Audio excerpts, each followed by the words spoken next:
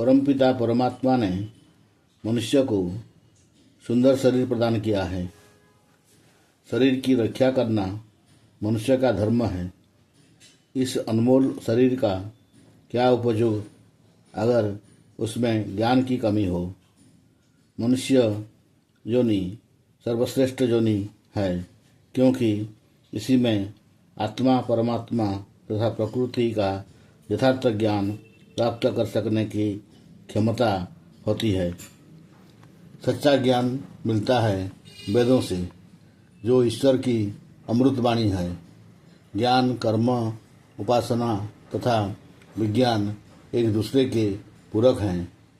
इनमें एक की भी कमी हो तो बाकी तीनों से कोई लाभ नहीं होता। अतः ये चारों ही मनुष्य जीवन के प्रकाश स्तंभ हैं। ईश्वर ने चारों वेदों का ज्ञान मनुष्य मात्र के लिए प्रदान किया। मनुष्य के पास बुद्धि है कि वह ऋग्वेद ज्ञान को समझे, ज्ञान प्राप्त करे और यजुर्वेद कर्मों द्वारा उस ज्ञान को साकार करे।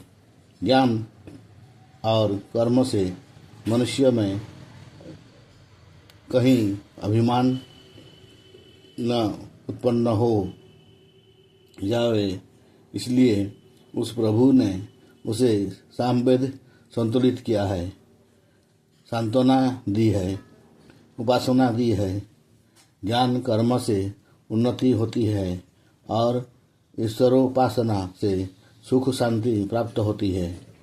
अंतिम अथर्ववेद है अनंत की प्राप्ति, जो कि तीनों वेदों के पश्चात विज्ञान का वेद अथर्ववेद है। जब तक विज्ञान प्राकृतिक नियमों का जानना नहीं है, तब तक सब अधूरे रह जाते हैं। ज्ञान, कर्म, उपासना और विज्ञान, इन चारों से मनुष्य ज्ञानी होता है और अपने जीवन के चरम लक्ष्य ईश्वर प्राप्ति अर्थात आनंद को प्राप्त करता है। चारों वेद मनुष्य की सफलता के चार स्तंभ हैं और चारों ही अत्यावश्यक है। मनुष्य की क्षमता अनुसार ईश्वर ने वेदों का प्रकाश प्रदान किया है। चारों वेद एक दूसरे के पूरक हैं, प्रकाश स्तंभ हैं।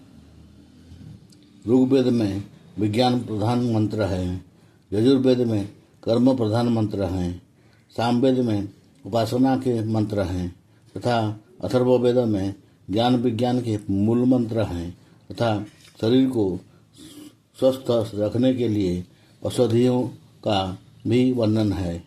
इसलिए तो स्वामी दयानंद सरस्वती ने कहा है कि वेद सब सत्य विद्याओं का पुस्तक है तथा वेद का पढ़ना, पढ़ाना, सुनना, सुनाना सब आयों का परम धर्म है,